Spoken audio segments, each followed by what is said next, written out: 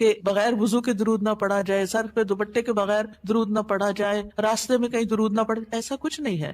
دعا ہو، ذکر ہو، درود ہو، وضو کے ساتھ، وضو کے بغیر، راستے میں، سوتے جاگتے اٹھتے بیٹھتے ہر جگہ پڑھ سکتے ہیں.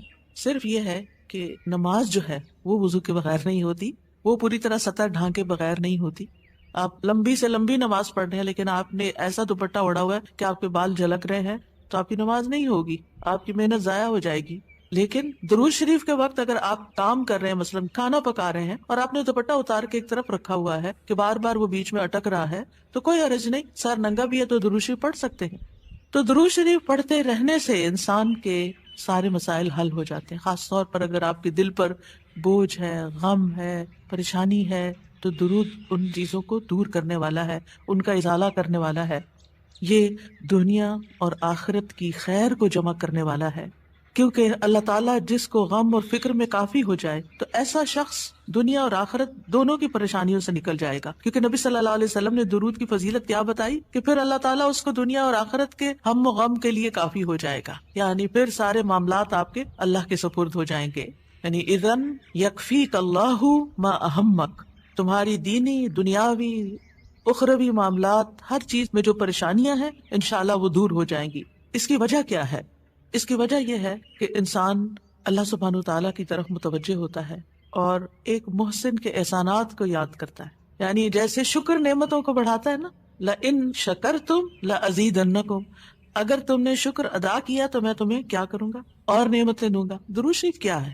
اگر آپ غور کریں تو درود کیا ہے؟ درود دراصل نبی صلی اللہ علیہ وسلم کے ہم پر جو احسانات ہیں کہ آپ نے ہمیں ایمان سے روشناس کیا، قرآن سے روشناس کیا، حکمت سے روشناس کیا، اور ہماری خاطر دعائیں کی، بے شمار احسانات ہیں نا آپ صلی اللہ علیہ وسلم.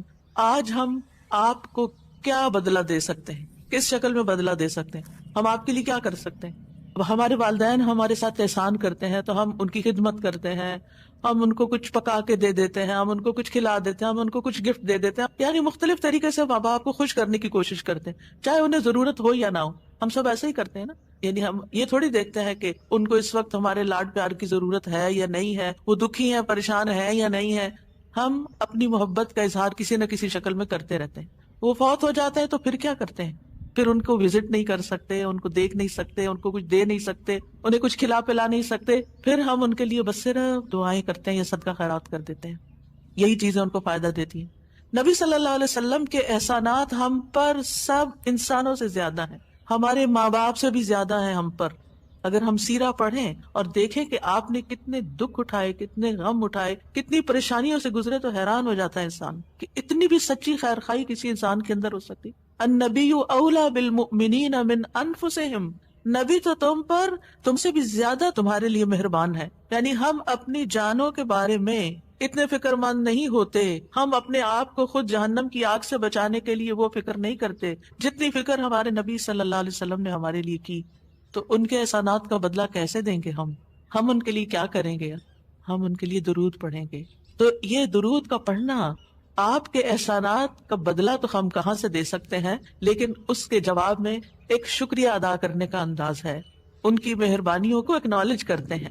کیونکہ جو شکر گزار انسان ہوتا ہے وہ دنیا میں بھی مطمئن ہوتا ہے، اس کی ایک فلفلمنٹ ہوتی ہے، اور پھر یہ ہے کہ اس کے آگے کے مرحلے بھی آسان ہوتے ہیں. وہ جس کے ساتھ بھی شکر گزاری کا معاملہ کرتا ہے، عام انسانوں کے ساتھ بھی، تو وہ ان کا محبوب بن جاتا ہے. تو جب ہم اللہ تعالیٰ کا شکر ادا کرتے ہیں تو کیا ہم اللہ کے محبوب نہیں ہوں گے؟ جب ہم رسول اللہ صلی اللہ علیہ وسلم کا شکریہ ادا کرتے ہیں، اور شکریہ ادا کرنا صرف زبان سے تھینک یو کہنا نہیں ہوتا، وہ مختلف طریقے سے کسی کو دعا دینا بھی.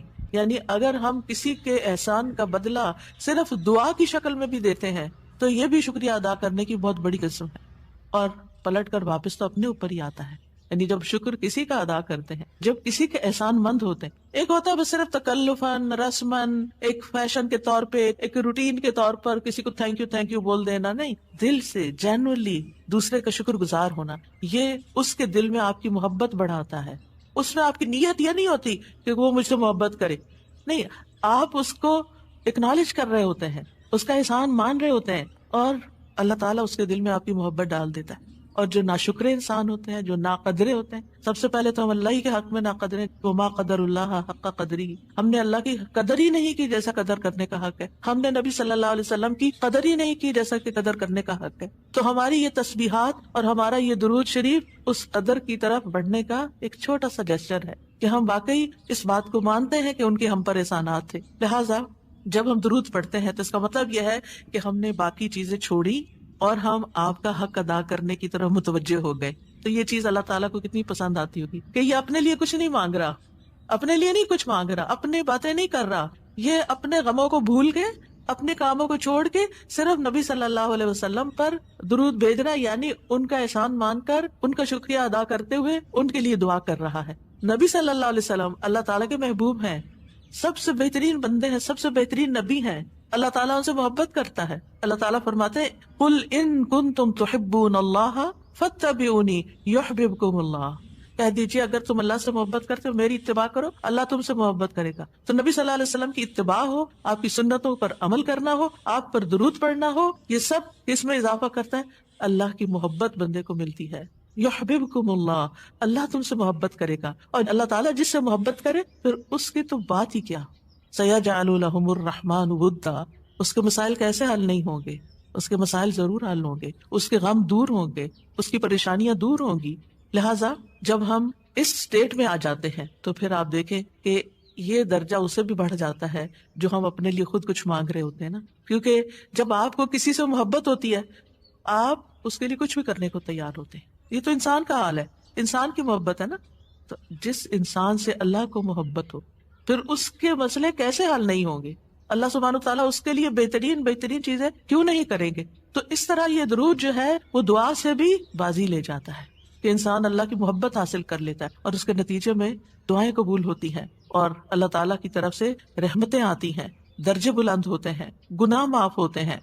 لیکن اس کا یہ مطلب ہرگز نہیں کہ آپ باقی دعائیں نہ مانگیں، کیونکہ خود نبی صلی اللہ علیہ وسلم نے ساری دعائیں مانگی ہیں۔ یہ جو ہم آپ کو جتنی بھی دعائیں سکھا رہے ہیں یہ مسنون دعائیں ہیں، ان کو دعا سمجھ کے پڑھیں اور اس کو ریپیٹڈلی پڑھیں، کیونکہ دعا میں تکرار بھی ضروری ہے۔ ہم آداب میں پڑھ چکے ہیں، اصرار ضروری ہے، تکرار ضروری ہے، افتقار ضروری ہے۔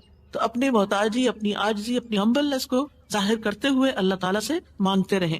تو درود جو ہے اس کے بارے میں جو قرآن مجید میں آتا ہے، آئے دوبارہ سنتے ہیں۔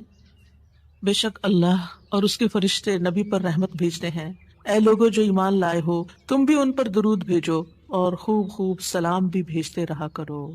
ان اللہ وملائکتہ یصلون علی النبی، اللہ سبحانہ وتعالی خود اور اس کے فرشتے نبی صلی اللہ علیہ وسلم پر درود بھیجتے ہیں۔ اللہ سبحانہ وتعالی درود بھیجتے ہیں، اس کا کیا مطلب ہے؟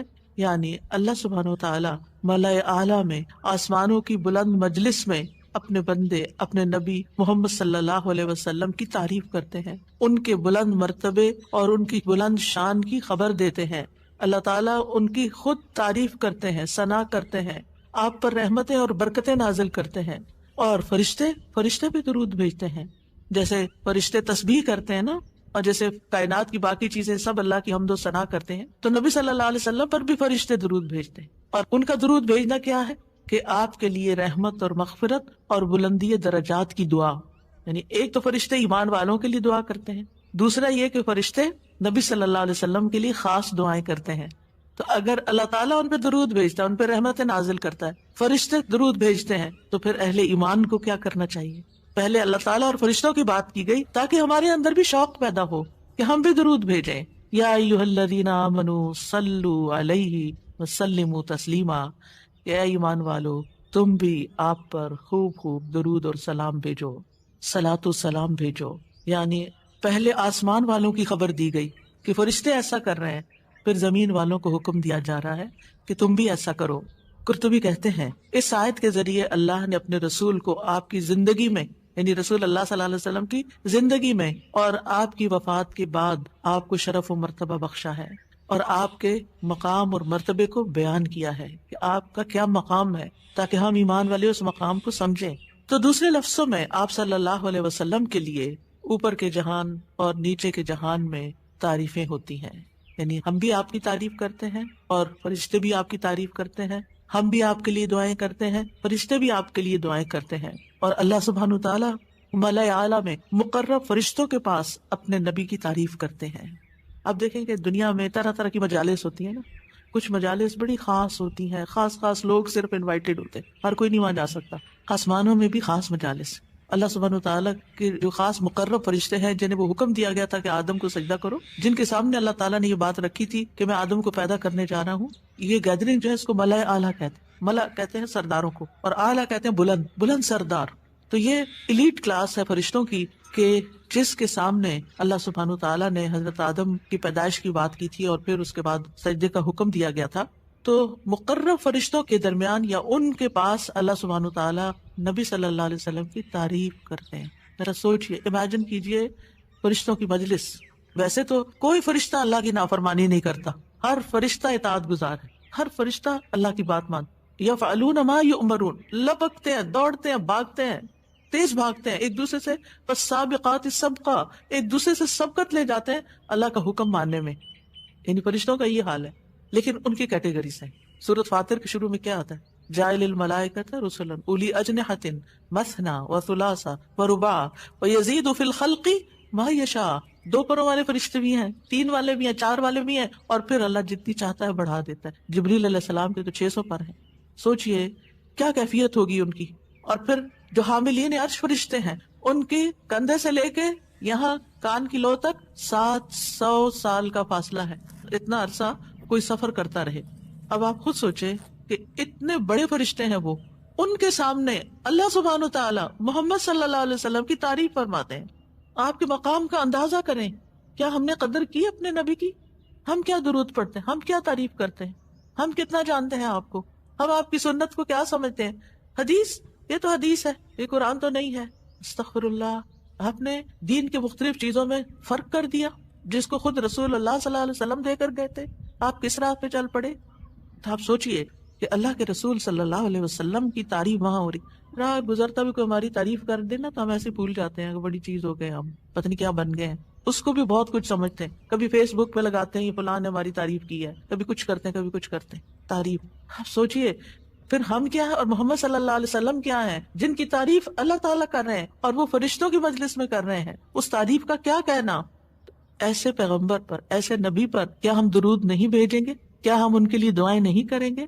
اللہ سبحانہ تعالیٰ سے ان کے لیے وسیلہ نہیں مانگیں گے؟ تو صلاۃ کا جو لفظ ہے، صلاۃ کا لفظ اس کے معنی میں رحمت بھی ہے، ذکر خیر بھی ہے، دعا بھی ہے. رحمت، ذکر خیر اور دعا. قاموس میں ہے الصلاۃ الدعاء والرحمت والاستغفار وحسن الثناء من اللہ عز وجل علی رسولہ صلی اللہ علیہ وسلم. صلاۃ سے مراد دعا، رحمت، استغفار اور اللہ عز وجل کی طرف سے اس کے رسول کی تعریف ہے. یعنی درود کا یہ مطلب ہے. یعنی اللہ تعالیٰ کی طرف سے صلاۃ بھیجنے کا مطلب کیا کہ اللہ تعالیٰ آپ سے راضی ہیں اور آپ پر رحمت نازل کرتے ہیں. ٹھیک ہے، یعنی اللہ تعالیٰ آپ پر درود بھیجتے یعنی آپ پر رحمت نازل کرتے ہیں اور آپ سے راضی ہیں. ابن قیم کہتے ہیں نبی صلی اللہ علیہ وسلم پر اللہ کے صلاۃ بھیجنے سے مراد اللہ سبحانہ تعالیٰ کا آپ کی تعریف کرنا ہے اور آپ کی دیکھ بھال کرنا ہے اور آپ کے شرف کو ظاہر کرنا ہے اور آپ کی فضیلت اور حرمت کو ثابت کرنا ہے. اور فرشتوں کے صلاۃ بھیجنے کا مطلب کہ وہ دعا کے معنی میں ہے کہ وہ نبی صلی اللہ علیہ وسلم کے لیے دعا مانگتے ہیں. اور یہ بھی ممکن ہے کہ وہ اللہ سبحانہ تعالیٰ کے ساتھ مل کر نبی صلی اللہ علیہ وسلم کی تعریف کرتے ہیں کہ فرشتے بھی آپ کی تعریف کرتے ہیں. ابو عالیہ کہتے ہیں کہ معزز فرشتوں کا صلاۃ بھیجنا ان کا دعا کرنا ہے نبی صلی اللہ علیہ وسلم کے لیے. ابن عباس کہتے ہیں یصلون کا مطلب ہے وہ برکت کی دعا کرتے ہیں. یہ سارے معنی میں اختلاف نہیں ہے، یہ مختلف طریقے سے صلاۃ کے لفظ کو واضح کیا گیا کیونکہ عام طور پر ہمیں لفظ درود کا بھی مطلب کوئی نہیں آتا ہوتا. یعنی کہ اگر کسی سے پوچھے درود کیا ہوتا ہے کچھ پتہ نہیں، بس ہوتا ہے درود. تو عربی میں درود نہیں کہتے، یہ فارسی کا لفظ ہے. عربی میں صلاۃ کہتے ہیں اور صلاۃ میں یہ سارے معنی آ جاتے ہیں جو میں عرض کر رہی ہوں. اور امت کو کیا حکم ہے کہ وہ آپ کے لیے دعا بھی کریں اور آپ کے حکم کی تعظیم بھی کریں. آپ کے حکم کو جو نبی صلی اللہ علیہ وسلم کا حکم ہے اس کو سب کے حکم پر فوقیت دیں، اس کو بڑا سمجھیں. ایک طرف ماں باپ کا حکم، ایک طرف رسول اللہ صلی اللہ علیہ وسلم کا حکم. اگرچہ اللہ سبحانہ تعالیٰ نے ہمیں ماں باپ کے ساتھ احسان کا حکم دیا ہے، ان کی بات ماننے کے لیے بھی کہا ہے، لیکن ان کے مقابلے میں اگر رسول اللہ صلی اللہ علیہ وسلم آ جاتے ہیں تو پھر ہمیں رسول اللہ صلی اللہ علیہ وسلم کی بات کو فوقیت دینی ہے، ترجیح دینی ہے، اہمیت دینی ہے، کیونکہ وہ شخص مومن ہی نہیں ہو سکتا جس کو نبی صلی اللہ علیہ وسلم اس کے والدین، اولاد اور سب انسانوں سے زیادہ محبوب نہ ہو جائیں۔ یہ ایمان کا کرائیٹیریا ہے۔ سارے انسانوں، چاہے کوئی کتنے بڑے بڑے اسکالرز ہوں، سائنٹسٹ ہوں، ریسرچرز ہوں، چاند پہ جانے والے لوگ ہوں، جو مرضی ہوں، جہاں رسول اللہ صلی اللہ علیہ وسلم کی بات آ گئی، یہ بات سچی ہے۔ صدق اللہ و رسولہ، اللہ اور اس کے رسول نے سچ کہا ہے، صحیح اوتھینٹک حدیث سامنے آ گئی ہے، ایسا ہی کرنا چاہیے۔ ریسرچز کہتی ہیں شہد نہ کھایا جائے کیونکہ اس میں بہت سویٹنس ہے، نہیں قرآن کہتا ہے کہ شہد میں شفا ہے۔ نبی صلی اللہ علیہ وسلم نے تجربہ کروایا تھا ایک شخص کو، وہ شہد سے پہلے بیمار ہوا تھا اور پھر اسی سے ہی وہ ٹھیک ہوا تھا، جس کا پیٹ خراب ہوا تھا۔ ہمارا یقین ہے اگر شہد خالص ہے، شہد شہد ہے، کچھ اور نہیں، تو پھر اسی میں ہی شفا ہے۔ یہ ہو نہیں سکتا کہ جو بات قرآن کہہ دے اور جو بات نبی صلی اللہ علیہ وسلم کہہ دے پھر اس میں کوئی شک باقی رہے۔ کوئی شک نہیں، ہمیں اس شک کو دل سے نکالنا ہے۔ دو چیزیں ایمان میں خلل ڈالتی ہیں، شبہات اینڈ شہوات، کیونکہ جب ہمارے اندر ڈاؤٹس آ جاتے ہیں نا کسی چیز کے بارے میں تو پھر ہمارا یقین اٹھ جاتا ہے، پھر ہمارا عمل کمزور ہو جاتا ہے، اور اسی طرح جب ہماری خواہشات آگے آ جاتی ہیں تو پھر ہم لیزی ہو جاتے ہیں، ہم اپنی مرضی پسند کے محبوب کام کرنے لگتے ہیں اور دوسرے کاموں کو پیچھے کر دیتے ہیں، چاہے وہ ہمارے لیے زیادہ فائدے کی کیوں نہ ہو۔ ابن قیم کہتے ہیں ہمارا آپ پر صلات بھیجنا یہ ہے کہ ہم اللہ تعالیٰ سے مطالبہ کرتے ہیں، ہم اللہ تعالیٰ سے دعا کرتے ہیں، اللہم، کہ اے اللہ ہمارے نبی کی اور بھی زیادہ تعریف کریں اور آپ کی فضیلت اور شرف کو ظاہر کریں اور آپ کی تکریم اور اپنی قربت کا آپ ان کے لیے اظہار کریں، یعنی اے اللہ تعالیٰ آپ ان کو اور زیادہ محبوب بنا لیں، اور زیادہ ان کو عزت دیں، اور زیادہ ان کے درجے بلند کریں۔ اور یہ سچے دل سے تو دعا اسی کی ہوگی نا جو نبی صلی اللہ علیہ وسلم سے محبت کرتا ہوگا اور آپ کی اہمیت کو جانتا ہوگا۔ ان لوگوں کا درود کیا درود ہوگا جو نبی صلی اللہ علیہ وسلم کو وہ عزت اور مقام دیتے ہی نہیں جو واقعی ان کا ہے، کیونکہ جب تک کسی سے محبت نہ ہو تو اس کے لیے اس درجے کی دعا بھی نہیں ہو سکتی۔ چاہے دن میں کوئی 10 دفعہ آپ سے کہنا میرے لیے دعا کرو، آپ کریں گے، لیکن اس پیار سے وہ دعا نہیں نکلے گی جس پیار سے وہ دعا نکلے گی جس سے آپ کے لیے محبت، وہ نہ بھی گئے تو آپ اس کے لیے دعائیں کرتے رہتے ہیں۔ اور پھر یہاں پر اس آیت میں صرف صلات کی بات نہیں بلکہ کیا فرمایا، وَسَلِّمُوا تَسْلِيمًا، سلموا، آپ کو سلام کا تحفہ بھی دیں، صرف صلات نہیں بلکہ سلام بھی کریں۔ تسلیم کا کیا مطلب ہے کہ آپ پر خیر و برکات نازل ہوں، آپ پر اللہ کی رحمتیں اور سلامتیاں ہوں، اور آپ ہر طرح کی تکالیف اور آفتوں سے محفوظ رہیں، ہر طرح کے نقائص سے پاک رہیں۔ جب ہم کہتے ہیں نا اللہم سلم علی محمد، درود ویسے تو یوں پورا پڑھتے ہیں اللہم صلی وسلم علی نبینا محمد، تو اس کا مطلب کیا ہے کہ یا اللہ محمد صلی اللہ علیہ وسلم کے لیے آپ کی دعوت میں، یعنی آپ نے جو دعوت دی لوگوں کو اسلام کی طرف، آپ کی امت میں اور آپ کے ذکر خیر میں ہر طرح کی سلامتی لکھ دے، ہر طرح کے نقص سے سلامتی ہو جائے۔ اور اس طرح امت آپ کے لیے جتنی دعائیں کرتی جا رہی ہے، یعنی جب سے نبی صلی اللہ علیہ وسلم کے بارے میں یہ آیت اتری اور جب سے صحابہ کرام اور پھر تابعین، تبع تابعین اور امت کے باقی لوگ ان ساری صدیوں میں آپ کے لیے یہ دعا کر رہے ہیں، ان ساری دعاؤں کے اس درود کے نتیجے میں آپ کا مقام بلند ہوتا جا رہا ہے، ہوتا جا رہا ہے، ہوتا جا رہا ہے۔ آپ سوچئے کہ اللہ سبحانہ وتعالیٰ کتنا قدردان ہے۔ نبی صلی اللہ علیہ وسلم نے اپنی نبوت کی مختصر زندگی میں جو محنت کی سو کی، لیکن اس کا انعام اور صلہ کتنی خوبصورت شکل میں اللہ تعالیٰ دے رہا ہے کہ دنیا میں آپ کا نام بلند کر رہا ہے اور آپ کو بلندی عطا کر رہا ہے اور آپ کے لیے سب سے دعائیں کرنے کو کہہ رہا ہے۔ یعنی درود کیا ہے؟ نبی صلی اللہ علیہ وسلم کے لیے دعا، اور وہ دعائیں اللہ تعالیٰ قبول بھی کرتے جا رہے ہیں اور اس کے نتیجے میں نبی صلی اللہ علیہ وسلم کے درجات بلند ہوتے چلے جا رہے ہیں۔ تو سوچئے جو سنت کی پیروی کرے گا، جو آپ کے مشن کو آگے لے کے بڑھے گا، جو اخلاص کے ساتھ اس رستے کو اپنائے گا، جو یہی کام کرے گا جو محمد صلی اللہ علیہ وسلم نے کیے، جو آپ کا پیروکار ہوگا، جو آپ کی سنت کا متبع ہوگا، جو آپ کے اس مشن یعنی دین کی تبلیغ کے کام کو آگے لے کر بڑھے گا، کیا اللہ تعالیٰ اس کو ایسے ہی چھوڑ دیں گے؟ کیا اللہ سبحانہ تعالیٰ اس کی قدر نہیں کریں گے؟ ہم سب انسان کسی نہ کسی طرح دنیا میں بلندی چاہتے ہیں، کوئی ڈگری کے ذریعے، کوئی مال کے ذریعے، کوئی کسی ذریعے دوسروں سے آگے نکلنا چاہتا ہے، بلند مرتبہ ہونا چاہتا ہے، لیکن اس راستے کو چھوڑ دیتے ہیں کیونکہ اس راستے کو بظاہر یوں لگتا ہے کہ اس سے کیا ملے گا، ہمیں اس سے کون سی بلندی مل جائے گی، اور اس طرح ہم نبی صلی اللہ علیہ وسلم کے طریقہ کار کو چھوڑ کر اور طریقوں کو اختیار کرنے لگتے ہیں۔ ہم سمجھتے ہیں شاید اس میں زیادہ خیر ہے یا اس سے ہمیں زیادہ بھلائی یا کوئی بڑائی مل جائے گی۔ نہیں، اصل بات یہ ہے کہ ہمیں جو عزت یہ دین دے سکتا ہے، جو مرتبوں کی بلندی، جو اللہ کی رحمتیں، جو خیر اور لازوال نعمتیں جنہیں کبھی ختم نہیں ہونا، جو اس راستے سے مل سکتی ہیں، وہ دنیا میں کوئی اور راستہ ہے ہی نہیں ان سب نعمتوں کو پانے کا. پھر بھی ہم اپنے دین کو حقیر سمجھتے ہیں اور دین کی خدمت کو فارغ وقت کا کام سمجھتے ہیں اور پورے خوشی اور محبت اور خلوص کے ساتھ یہ کام نہیں کرنا چاہتے. ہمیں ضرورت رہتی ہے کہ کوئی اور آئے، دھکا سٹارٹ کرے اور پھر ہم آگے بڑھیں، کوئی ہمیں موٹیویٹ کرے تو پھر ہم کچھ کریں. ہم خود سے کچھ کرنے والے نہیں. ہم کس بات کے انتظار میں ہیں؟ اصل مشکل یہ کہ ہمارے یقین میں کمی ہے، تو اس یقین کو بڑھانے کی ضرورت ہے. تو اللہ سبحانہ وتعالیٰ اپنے فرشتوں کے بعد ایمان والوں کو حکم دیتا ہے کہ اے مومنو، تم تو زیادہ حقدار ہو کہ نبی پر درود و سلام بھیجو، کیونکہ تمہیں ان کی رسالت سے جو برکتیں حاصل ہوئی ہیں، جو فیض حاصل ہوا ہے، وہ فرشتوں کو تو نہیں ہوا نا. فرشتے تو پہلے سے اللہ کی عبادت کرے. ہمیں عبادت کے طریقے کس نے سکھائے؟ محمد صلی اللہ علیہ وسلم نے سکھائے. آپ کی بدولت ہمیں یہ ساری نعمتیں ملی، تو ہمیں تو زیادہ پھر درود بھیجنا چاہیے. تو صلو علیہ وسلموا تسلیما.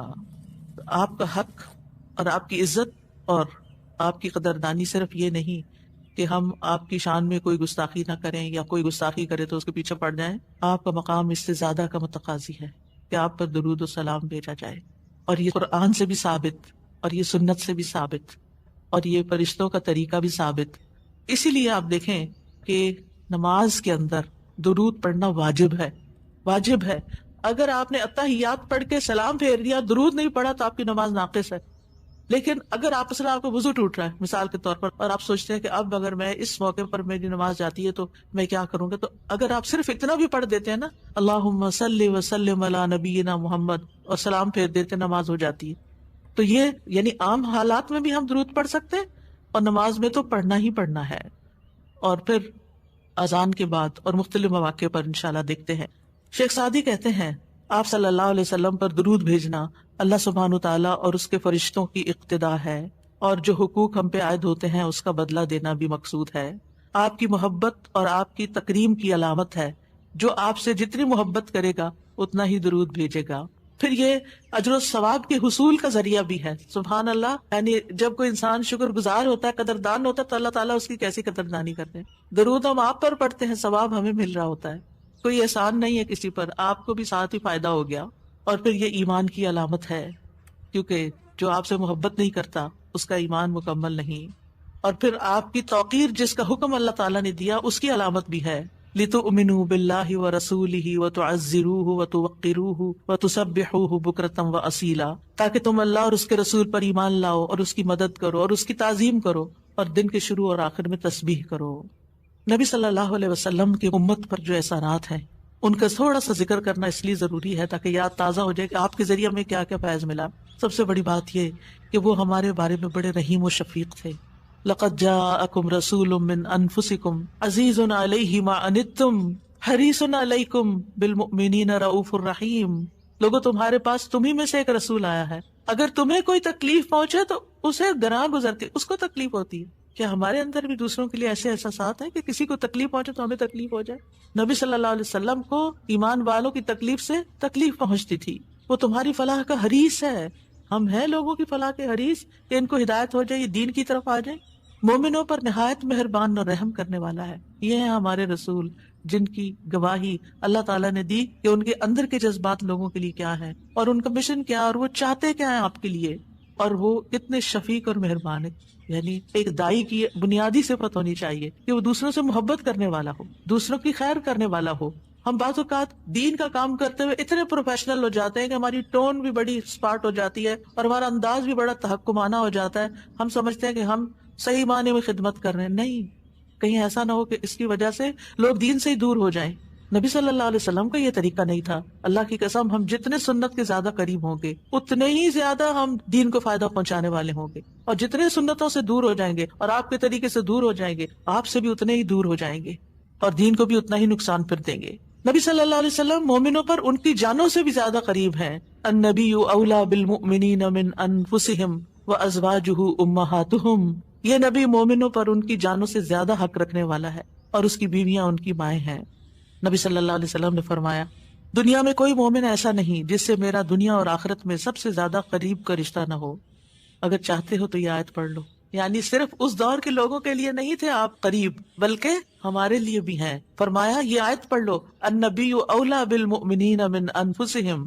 نبی مومنوں پر ان کی جانوں سے بھی زیادہ قریب ہیں. لہٰذا جو کوئی مومن مر جائے اور مال چھوڑ جائے تو وہ اس کے خاندان کو ملے گا، اس کے وہ وارث ہوں گے، اور جو قرض یا عیال چھوڑ جائے وہ میرے پاس آئے، میں اس کا بندوبست کروں گا۔ آج کوئی حکمران، کوئی لیڈر ایسا ہے جو یہ کہے کہ تمہارا کوئی فوت ہو جائے، جو وہ چھوڑے وہ سب تمہارا، لیکن اگر کوئی تمہاری ضرورت ہے تو میرے پاس آ جاؤ؟ ایسی خیرخواہی محمد صلی اللہ علیہ وسلم کے اندر تھی اپنے ساتھیوں کے لیے۔ آپ امت کے لیے روتے تھے۔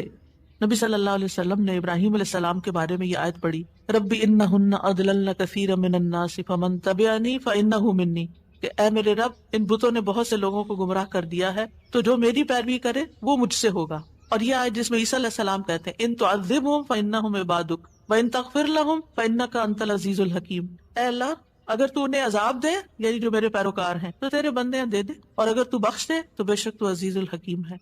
نبی صلی اللہ علیہ وسلم نے کیا فرمایا؟ ابراہیم علیہ السلام نے کہا بس وہ میرے ہیں جو میری پیروی کرے۔ عیسیٰ علیہ السلام نے کہا تیرے بندے ہیں، تو چاہے تو سزا دے دے۔ نبی صلی اللہ علیہ وسلم کو دیکھیے، پھر آپ نے یہ دو آیتیں پڑھ کے اپنے ہاتھ اٹھائے اور فرمایا اے اللہ میری امت، میری امت، امتی امتی، اور آپ رونے لگ گئے۔ یہ آپ کے دل میں امت کے لیے پیار تھا، امت کے دل میں محمد صلی اللہ علیہ وسلم کے لیے کیا محبت ہے۔ تو اللہ عز و جل نے فرمایا اے جبریل جاؤ محمد کے پاس، حالانکہ تیرا رب خوب جانتا ہے، اور ان سے پوچھو کہ کیوں رو رہے ہیں۔ جبریل علیہ السلام آپ کی خدمت میں آئے اور آپ سے رونے کی وجہ پوچھی، تو رسول اللہ صلی اللہ علیہ وسلم نے انہیں بتا دیا کہ میں اپنی امت کے لیے رو رہا ہوں، حالانکہ اللہ سب سے زیادہ جاننے والا ہے۔ تو اللہ تعالیٰ نے فرمایا اے جبریل محمد کی طرف جاؤ اور ان سے کہہ دو کہ ہم آپ کو آپ کی امت کے بارے میں ضرور راضی کر دیں گے اور ہم آپ کو غمگین نہیں کریں گے۔ اتنے حریص تھے وہ ہماری نجات کے اور ہماری فلاح کے، تو کیا وہ والدین سے بھی زیادہ پھر مہربان نہیں ہم پر؟ ہمارے ماں باپ ہماری دنیا کا غم کرتے ہیں، ہماری دنیا کی فکریں کرتے ہیں، ان کو کھانے کہاں سے ملے گا، ان کے فلاں چیز کا کیا ہوگا، فلاں چیز کا کیا ہوگا۔ نبی صلی اللہ علیہ وسلم ہماری دنیا کے تو پیچھے ہو گیا نا، کہ جس کا عیال ہو، قرض دار ہو، میرے پاس آ جائے، لیکن ہماری آخرت کی فکر کرتے ہیں کہ میری امت کی بخشش ہوگی کہ نہیں ہوگی۔ ایک دفعہ کوئی لا الہ الا اللہ محمد الرسول اللہ کہہ کر اس دین میں داخل ہو جاتا ہے تو پھر محمد صلی اللہ علیہ وسلم اس کے لیے مہربان ہو جاتے ہیں، اس کے لیے غمگین ہو جاتے ہیں کہ اس کی بخشش ہو جائے۔ آپ ہر نماز میں امت کے لیے دعائیں کرتے تھے، ہر نماز میں۔ حضرت عائشہ کہتی ہیں میں نے رسول اللہ صلی اللہ علیہ وسلم کو خوش طبیعت دیکھ کر کہا اے اللہ کے رسول میرے لیے اللہ تعالیٰ سے دعا کریں۔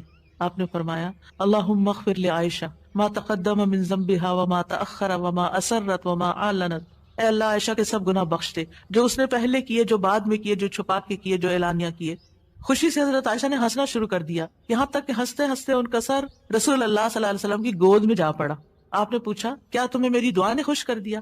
انہوں نے کہا بھلا مجھے کیا ہے کہ آپ کی دعا خوش نہ کرے، آپ کی دعا سے ہی خوش ہوئی ہوں۔ آپ نے فرمایا اللہ کی قسم میں ہر نماز میں اپنی امت کے لیے یہ دعا کرتا ہوں۔ یہ احسانات ہیں آپ کے ہم پر، اور آپ نے اپنی مقبول ترین دعا جو تھی اپنی امت کے لیے محفوظ کر لی۔ نبی صلی اللہ علیہ وسلم نے فرمایا مجھ سے کہا گیا آپ مانگیں، کیونکہ ہر نبی نے مانگا ہے، ہر نبی کو ایک مقبول دعا دی گئی ہے کہ جو اللہ تعالیٰ ضرور قبول کرے گا، لیکن میں نے اپنا سوال قیامت کے دن کے لیے مؤخر کر دیا، ڈیلے کر دیا، وہاں جا کے مانگوں گا، اور وہ تمہارے لیے ہوگا، اور لا الہ الا اللہ کی گواہی دینے والے ہر شخص کے لیے ہوگا۔ ہمیں اگر اللہ تعالیٰ کی طرف سے یہ پیغام آئے کہ کوئی ایک دعا مانگ لو وہ ضرور قبول ہوگی، تو ہم جھٹ سے اپنے لیے کوئی دنیا کی دعا مانگ لیں گے جو جلد ختم بھی ہو جانے والی۔ اس سے آپ کی حکمت کا اندازہ لگائیں اور ہمارے لیے آپ کی محبت کا اندازہ کریں۔ آپ کی وجہ سے امت کو شفاعت ملے گی۔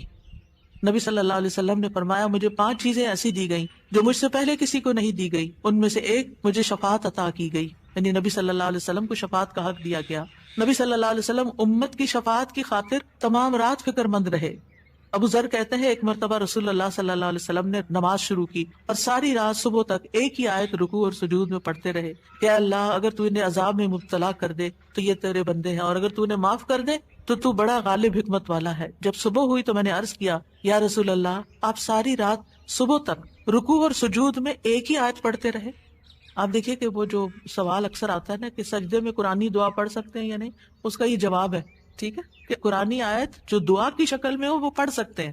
آپ صلی اللہ علیہ وسلم نے فرمایا میں اپنے رب سے اپنی امت کے لیے سفارش کا حق مانگ رہا تھا، یہ دعا کر کے امت کے لیے سفارش کا حق مانگ رہا تھا جو اللہ نے مجھے عطا کر دیا، اور انشاءاللہ یہ ہر اس شخص کو نصیب ہوگی جو اللہ کے ساتھ کسی کو شریک نہیں ٹھہراتا، شرک نہیں کرتا۔ ابن عباس کہتے ہیں رسول اللہ صلی اللہ علیہ وسلم نے فرمایا اللہ نے میرے لیے میری امت کی غلطی اور بھول چوک اور جس پر ان کو مجبور کر دیا جائے اس سے درگزر فرمایا ہے، اور یہ بھی آپ کا ایک احسان ہے ہم پر۔ نبی صلی اللہ علیہ وسلم نے اپنی امت کو مشقت میں نہیں ڈالا، بس وہ کام سکھائے جو وہ کر سکتے تھے آسانی سے. آپ صلی اللہ علیہ وسلم نے فرمایا اگر میری امت پر مشقت نہ ہوتی تو میں انہیں ہر نماز کے وقت وضو کرنے کا حکم دیتا، یعنی چاہے وضو ہوتا پھر بھی دوبارہ حکم دیتا، لیکن اگر وضو ہے تو دوبارہ نہ بھی کرو. یہ آسانی دیا آپ نے. آپ اپنی امتیوں کو آگ سے بچانے کی شدید حرص رکھتے تھے. نبی صلی اللہ علیہ وسلم نے ایک مرتبہ فرمایا میری مثال اور لوگوں کی مثال اس شخص کی طرح ہے جس نے آگ روشن کی، جب اس کے چاروں طرف روشنی پھیل گئی تو پروانے اور کیڑے مکوڑے جو آگ پہ گرتے ہیں اس میں گرنے لگے. وہ آدمی ان کو آگ سے دور کرتا ہے لیکن وہ اس کے قابو میں نہیں آتے بلکہ آگ میں داخل ہو جاتے ہیں.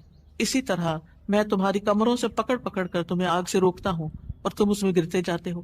یعنی میں تمہیں روکتا ہوں کہ وہ غلط کام نہیں کرو کہ جو آگ کی طرف لے جانے والے ہیں، اور تم رک نہیں رہے.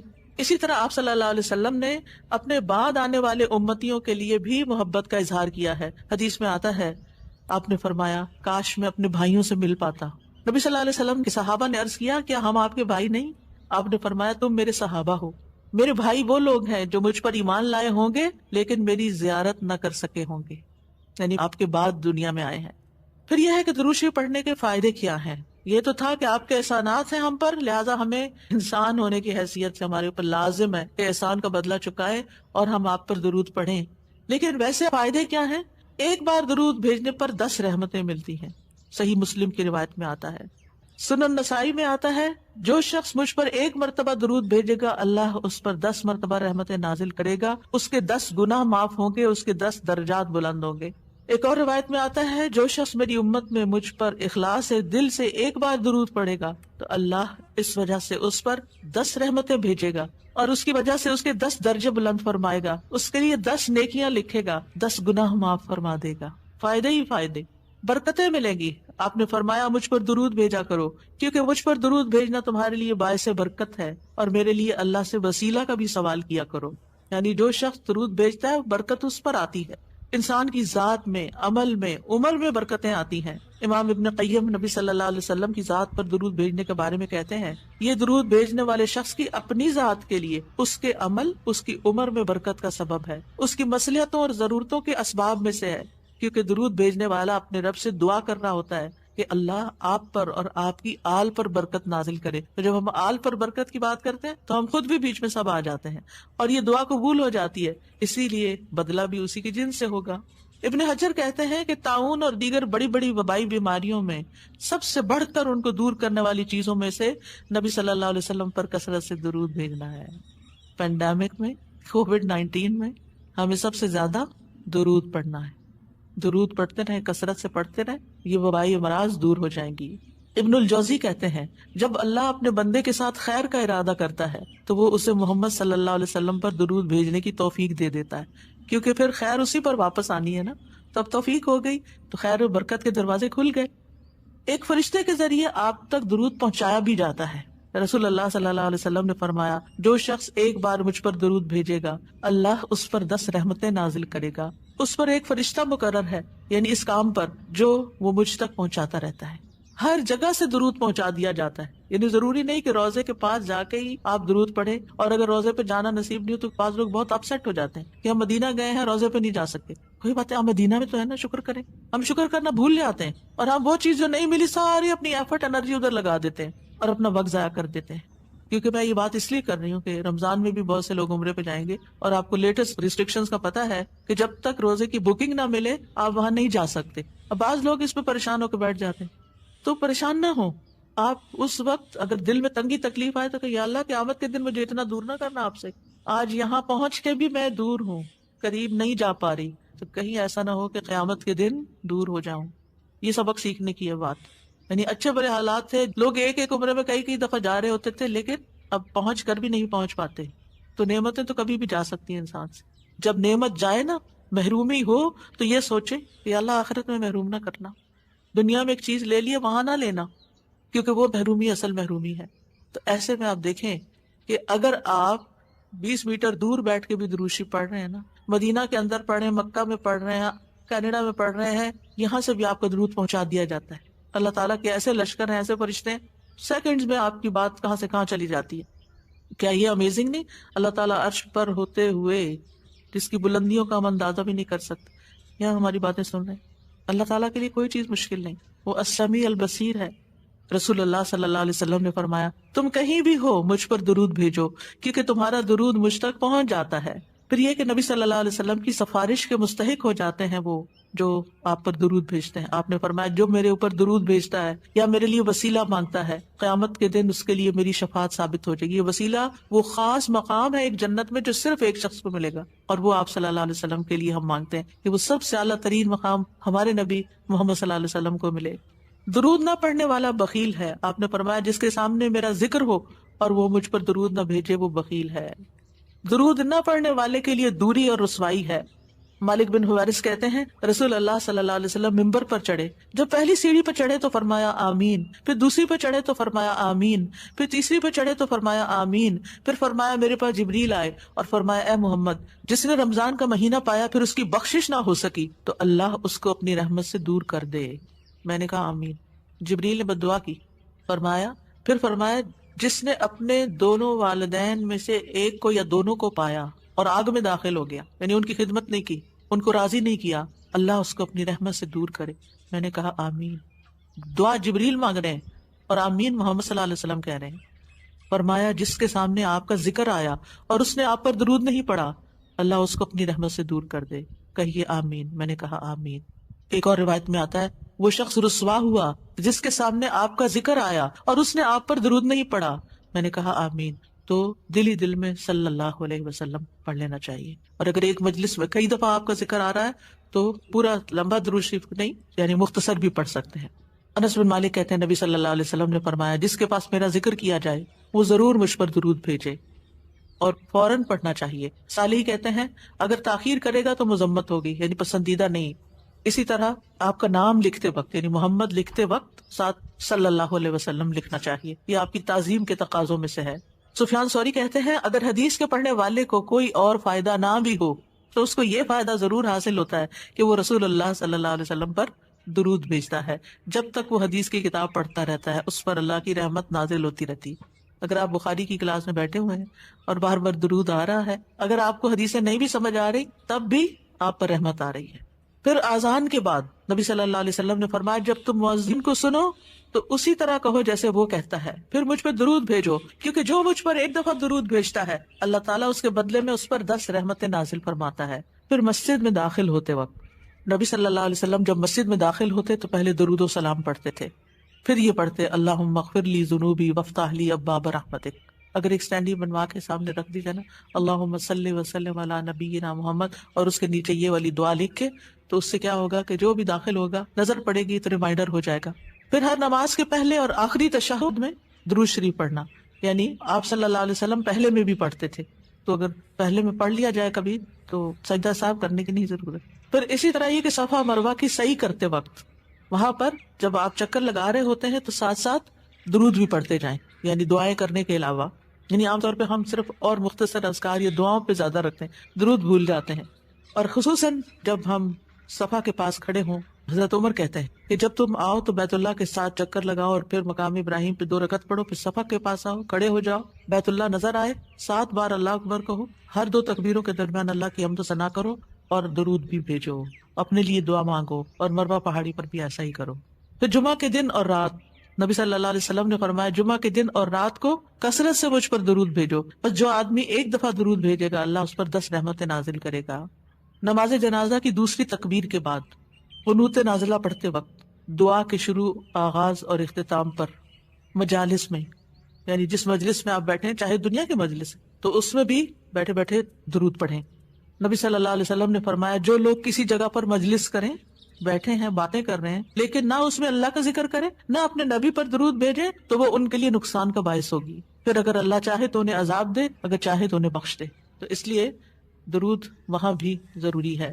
اور ایک اور روایت میں آتا ہے کہ قیامت کے دن ایسی مجلس ان کے لیے حسرت کا باعث ہوگی، اگرچہ وہ اپنے اجر و ثواب کی بنا پہ جنت میں داخل بھی ہو جائیں لیکن انہیں اس مجلس پہ حسرت ہوگا ہم وہاں بیٹھے تھے اور ہم نے ایک دفعہ بھی درود نہیں پڑھا۔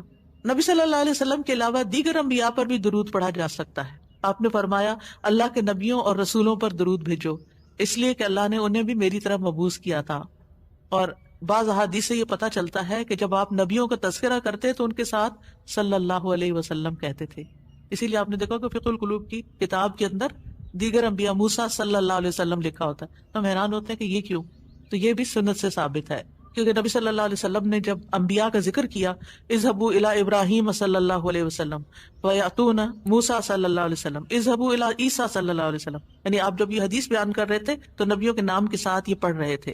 پھر یہ بھی ہے کہ صرف سنت سے ثابت شدہ درود پڑھنا چاہیے، یعنی من گڑت درود پڑھنے کی بجائے جو مسنون درود ہیں وہ پڑھنے چاہیے. ایک پمفلٹ بھی تھا درود کا، ایک ہم نے کارڈ بنایا تھا، اس میں سارے ورژنز ہوں گے، ورنہ قرآنی اور مسنون دعاؤں کے شروع میں بھی 2-3 ورژنز موجود ہیں. تو اب میں بتا بھی دیتی ہوں. ایک درود ہے اللہم صلی علی محمد وعلی آل محمد، اے اللہ محمد اور آل محمد پر رحمت نازل فرما. یعنی جو ہم نے پیچھے وضاحت پڑھی کہ محمد صلی اللہ علیہ وسلم پر اللہ تعالیٰ اپنی رحمت نازل فرمائے اور آپ کی آل پر بھی رحمت نازل فرمائے. دوسرا ہے اللہم صلی علی محمد النبی الامی وعلی آل محمد، یہ بھی آپ پڑھ سکتے ہیں، مختلف اوقات میں مختلف پڑھ لیں. پھر نماز میں اللہم صلی علی محمد وعلی آل محمد کما صلیت علی ابراہیم وعلی آل ابراہیم انک حمید مجید، اللہم بارک علی محمد وعلی آل محمد کما بارکت علی ابراہیم وعلی آل ابراہیم انک حمید مجید. عبد الرحمن بن ابی لیلہ کہتے ہیں ایک مرتبہ کعب بن عجرہ مجھ سے ملے تو انہوں نے کہا میں تمہیں حدیث کا ایک تحفہ نہ دوں جو میں نے نبی صلی اللہ علیہ وسلم سے سنا تھا. میں نے عرض کیا جی ہاں مجھے یہ تحفہ ضرور عنایت کیجیے. انہوں نے کہا ہم نے رسول اللہ صلی اللہ علیہ وسلم سے سوال کیا، بس ہم نے کہا اللہ کے رسول آپ کے اہل بیت پر کس طرح درود بھیجیں، نہیں صرف آپ پر نہیں بلکہ آپ کے گھر والوں پر بھی، اہل بیت پر بھی.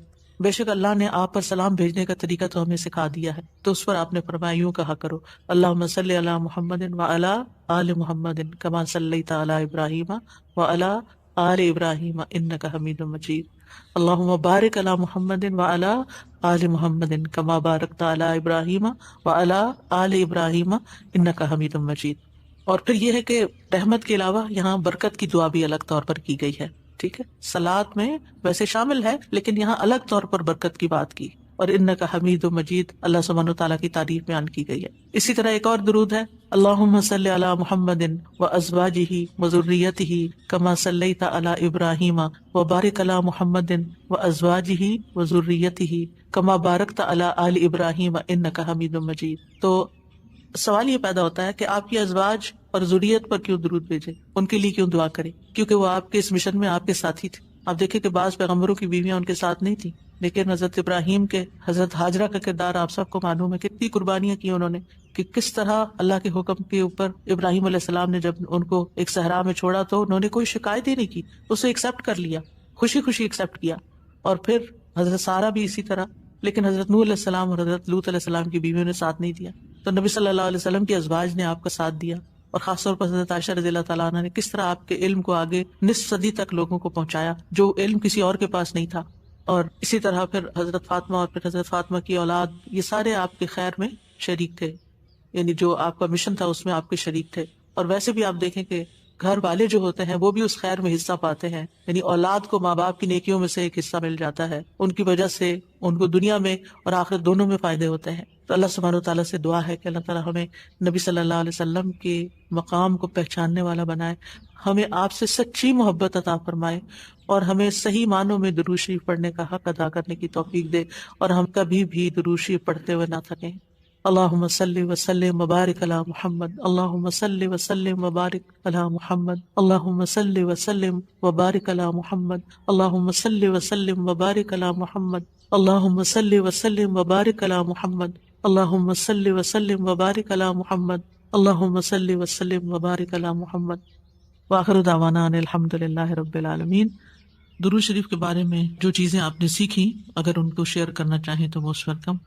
السلام علیکم. استاذہ ایک سوال ہے، جیسے ہم نے پڑھا کہ باقی سارے انبیاء کے نام لیتے ہوئے بھی درود پڑھنا چاہیے، تو ہم یوزلی علیہ السلام کہتے ہیں، جیسے موسیٰ علیہ السلام اور ابراہیم علیہ السلام، تو کیا وہ ہم درود و سلام کی ایک حصے کو لے لیتے ہیں، پھر سلام پڑھ دیتے ہیں، تو پھر ہم علیہ السلام تو ٹھیک ہے، صلی اللہ علیہ وآلہ وسلم زیادہ بہتر ہے. یعنی علماء نے پھر اس کو نبی صلی اللہ علیہ وسلم کے لیے عمومی طور پر خاص کر دیا، لیکن اگر کوئی کسی اور پیغمبر کے لیے بھی صلی اللہ علیہ وسلم کہے تو ہمیں اعتراض نہیں ہونا چاہیے، حرام نہیں ہونا چاہیے نا. کبھی وہ بلکہ کچھ نریشن میں تو جبرائیل کے اوپر بھی صلی اللہ علیہ وسلم بالکل پڑھا جا رہا ہے. جی. تو اور دوسرا مجھے یہ پوچھنا تھا کہ جیسے ہم نبی صلی اللہ علیہ وسلم کا نام لکھتے ہیں تو اس پہ جو ہم صاد لکھ دیتے ہیں تو وہ کافی ہوتا ہے صلی اللہ علیہ وسلم؟ اشارے کے طور پر کافی ہے، لیکن بہتر یہ ہے کہ پورا لکھا جائے. جی اور خاص طور پر آپ دیکھیے جب نام لکھا جائے آپ کا نا، محمد لفظ لکھا جائے، اس وقت لازماً صلی اللہ علیہ وسلم لکھے. ٹھیک ہے.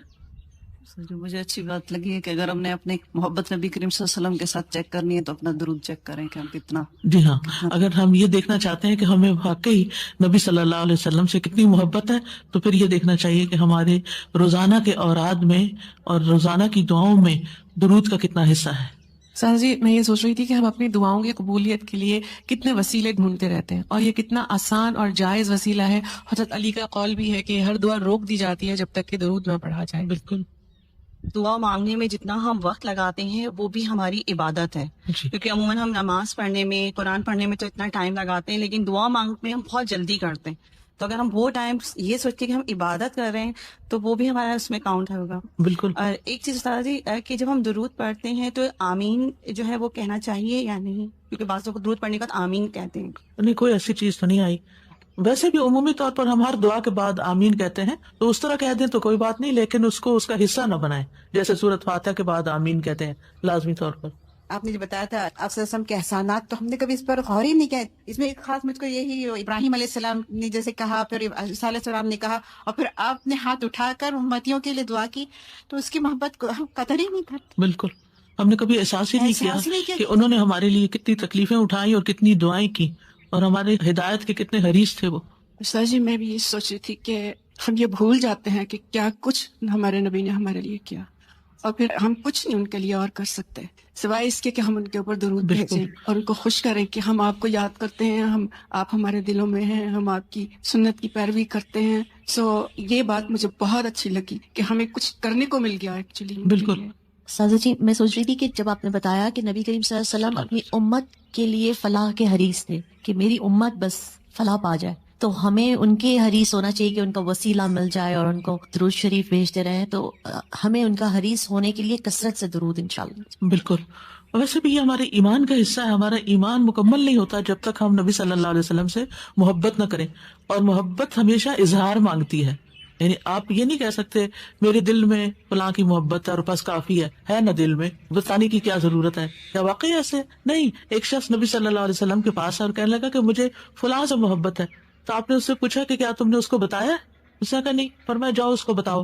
تو اگر آپ کو کسی انسان سے محبت ہے، اپنے بچوں سے محبت ہے، پیرنٹ سے محبت ہے، تو اس کا اظہار کرنا چاہیے کسی طریقے سے، چاہے زبان حال سے یا زبان قال سے. قال کا مطلب ہوتا ہے کہہ کے، اور حال کا مطلب ہوتا ہے کہ اپنے جسچر، اپنے ایکشن، اپنے عمل، اپنے معاملے، اپنے رویے کے ساتھ کہ ظاہر ہو وہ محبت. تو اگر ہمیں نبی صلی اللہ علیہ وسلم سے محبت ہے تو پھر وہ کس چیز سے ظاہر ہو رہی ہے؟ نہ ہم سنت کی پیروی کریں، نہ ہم درود شریف پڑھیں، نہ ان کے طریقے پسند کریں. اس کے مقابلے میں ہم دوسروں کے ایٹیکیٹس اور ان کے دیے ہوئے مینرز اور ان چیزوں کو زیادہ امپورٹنس دیں، اور ہم کسی اور کلچر کو ڈپکٹ کریں، تو پھر محبت تو اسی کلچر سے ہے نا جس کا ہم اظہار کر رہے ہیں اپنے عمل سے. تو نبی صلی اللہ علیہ وسلم سے اگر محبت ہے تو پھر سنت کی پیروی بھی کرنی ہوگی اور درود بھی پڑھنا ہوگا. میں یہ سوچ رہی تھی درود جب پڑھا تو دل کے اندر جذب اور کیفیت آپ سے سے محبت جو آ رہی تھی، اس کے ساتھ ساتھ میں سوچ رہی تھی کہ اللہ تعالیٰ کا ہمارے اوپر کتنا بڑا احسان ہے کہ اللہ تعالیٰ جو کام خود کرتے ہیں اور وہ فرشتوں کو کرنے کو کہتے ہیں، اور اس کے اندر ہمیں بھی اللہ تعالیٰ نے حکم دیا کہ تم بھی شامل ہو جاؤ اس کے اندر. تو کتنا بڑا ایک اعزاز ہے کہ جو اللہ سبحانہ تعالیٰ نے ہمیں دیا، اور وہ اتنے خوبصورت الفاظ کی صورت میں ہمیں سکھایا، اور ہم اسے پڑھتے ہیں اور پھر درجے بلند ہوتے ہیں، ثواب اور وہ سب چیزیں الگ بات ہے، لیکن اس سے مجھے بہت خوشی ہو رہی تھی پڑھتے. الحمدللہ. میں ایک اور بات سوچ رہی تھی، کل بھی اسے بہت غور کری تھی کہ بہت ضروری ہے کہ ہم سب سیرہ کو اسٹڈی کریں اور سنہ کو بھی اسٹڈی کیا کریں اور امپلیمنٹ کیا کریں جو بھی ہم کر سکتے ہیں اپنے حالات کے مطابق، کیونکہ یہ کر کے ہم زیادہ قریب ہو سکتے ہیں، سنہ کے قریب ہو کے ہم رسول اللہ صلی اللہ علیہ وسلم کے قریب ہو سکتے ہیں، اور تبھی ہم دین کا کوئی بہترین کام کر سکتے ہیں. بالکل. سبحانک اللہم و بحمدک، اشہد ان لا الہ الا انت، استغفرک و اتوب الیک. السلام علیکم و رحمۃ اللہ وبرکاتہ.